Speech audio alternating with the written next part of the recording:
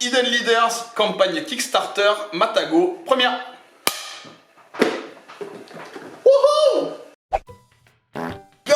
Salut à tous et bienvenue sur la chaîne YouTube de Game Trotter, comme d'habitude. Aujourd'hui nous allons parler d'un jeu en preview parce qu'il s'agit d'un jeu actuellement en campagne Kickstarter.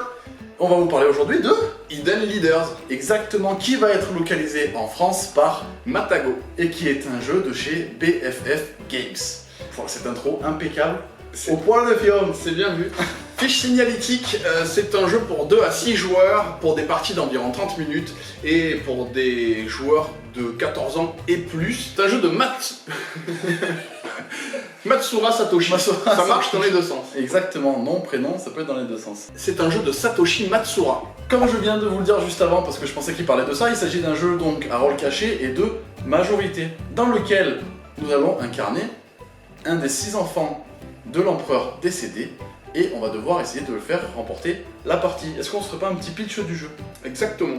Sur l'île d'Oshra, l'empereur vient juste de mourir et vous allez incarner un des 6 enfants de cet empereur. Exactement. Votre but, ça va être de faire gagner un des 4 peuples. Au début de la partie, ce que vous allez avoir, c'est une carte qui est votre leader caché et vous allez essayer de faire au mieux pour déplacer des pions qui vont vous permettre de faire gagner un peuple en particulier. Il y aura 4 peuples différents. Oui, il va y avoir l'armée impériale qui va se battre contre la tribu des collines. C'est un petit peu une guerre qu'il y a entre les deux, il va falloir qu'il y ait un gagnant entre les deux. Mais il y a aussi les peuples de l'eau qui eux vont tenter d'instaurer une paix très fragile. Et il y a encore les morts-vivants qui, eux, veulent une guerre totale. Ils veulent du conflit. Exactement. Et du coup, chacun des 6 enfants incarne 2 de ces peuples. Ils veulent faire remporter 2 de ces peuples. Sauf qu'à la fin de la partie, il n'y en aura qu'un seul victorieux. Et il va falloir tout faire pour essayer de prétendre à la victoire. Le principe du jeu, c'est que ça va être un jeu à objectif. Vous allez avoir pour objectif de faire gagner un peuple et d'avoir la majorité dans ce peuple. Au niveau des conditions de victoire, ça va être surtout au niveau des pions que vous allez déplacer. Vous avez un pion vert, un pion rouge, et vous avez 2 grandes zones. Une zone qui va être la zone commune et une zone qui va être la zone des morts-vivants. Lorsque les 2 pions sont placés dans la zone des morts-vivants, ce sont les morts-vivants qui vont gagner.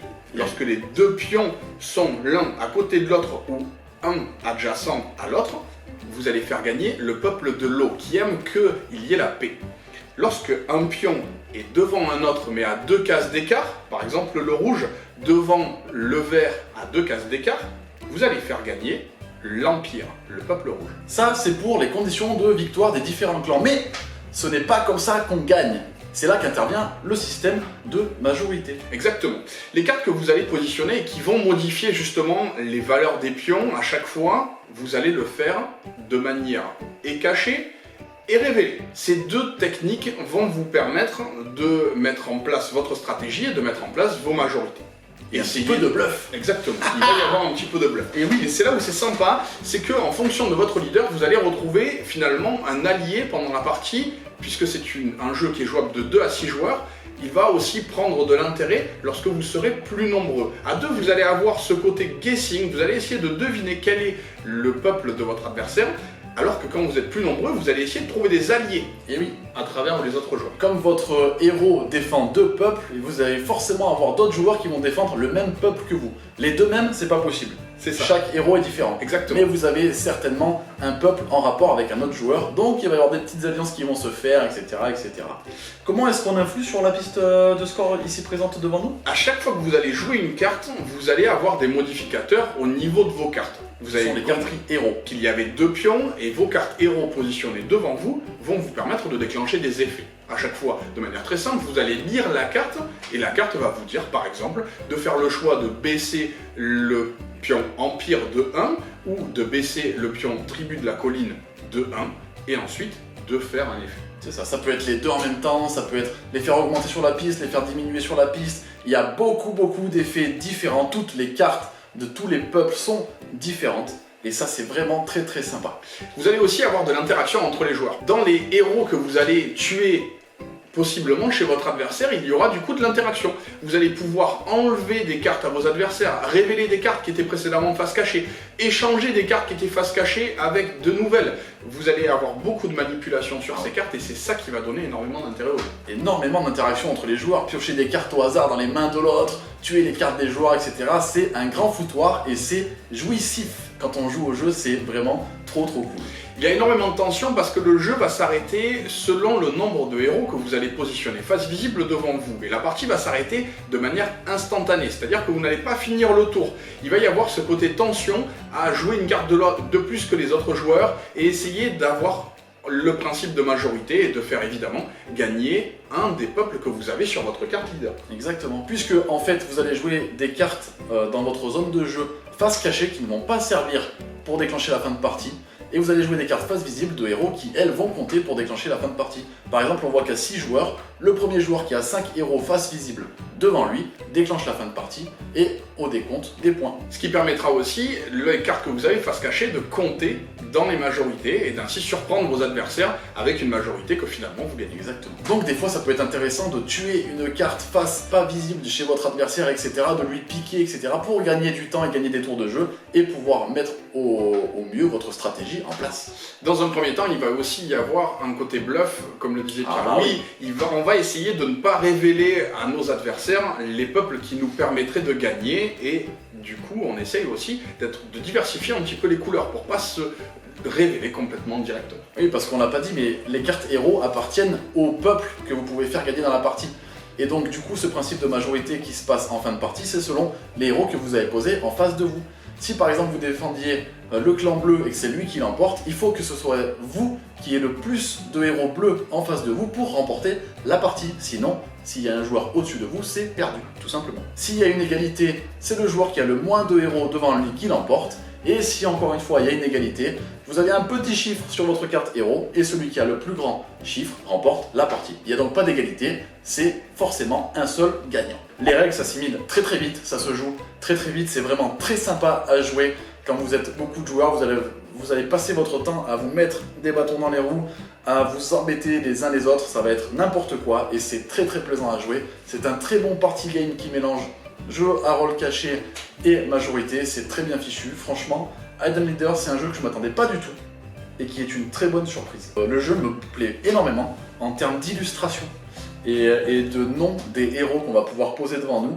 Je trouve que le jeu est très beau, que la patte graphique vraiment très belle. Les héros sont super sympas, très bien dessinés. Ça fait un petit peu manga, dessin animé, je trouve ça vraiment cool. Et le nom qu'ils ont donné aux héros est vraiment trop drôle.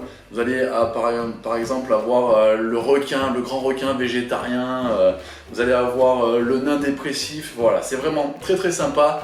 Tous les aspects du jeu sont cool.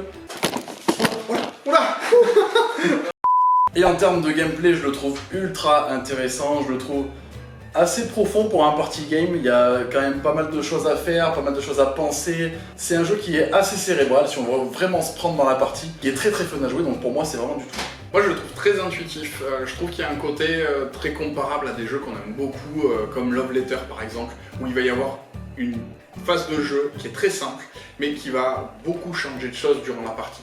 Il va y avoir des choses qui vont être révélées au fur et à mesure de la partie, qui vont donner cette tension, qui va nous conduire vers la fin de partie et selon le nombre de héros que vous allez positionner devant vous. Et puis l'interaction directe quoi. C'est vraiment les jeux d'ambiance où vous allez essayer de faire des coups bas, où vous allez vous tirer dans les pattes. C'est le but du jeu. Est-ce qu'on parlerait pas de la campagne Kickstarter? Right now, Let's go to the Kickstarter campaign.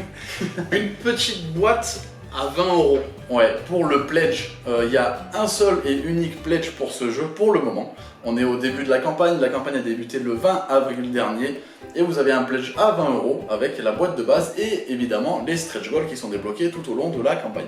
Il y a eu un soutien direct pour le jeu en lui-même parce que vraiment le jeu a cette capacité à attirer tout public. C'est aussi ça qui est sympa dans le jeu, c'est que je pense qu'on pourrait y faire jouer n'importe qui.